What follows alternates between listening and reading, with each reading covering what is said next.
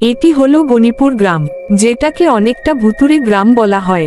রাতের আধারে চাঁদের আলোয় গ্রামটি হয়ে ওঠে রহস্যময়ী, আর শোনা যায় সেই ভূতেদের হাসি।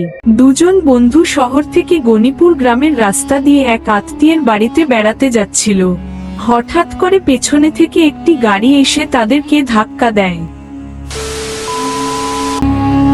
তারপর তারা অজ্ঞান হয়ে যায়। যখন তাদের জ্ঞান ফিরে, তখন দেখতে পায় তারা অন্য একটি ভয়ানক জায়গায় অজ্ঞান হয়ে পড়ে আছে। তখনই রাকিব বলে ওঠে, রাভি, এখানে আর বেশিক্ষণ থাকা ঠিক হবে না। চল আমরা সামনে এগিয়ে যাই।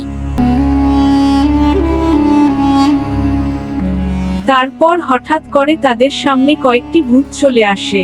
তা দেখে তারা দুইজন পালাতে শুরু করে। तो दोस्तों, आज का सफर यहीं तक था। अगली बार फिर मिलेंगे एक नई कहानी के साथ। चैनल को लाइक, शेयर और सब्सक्राइब जरूर करें।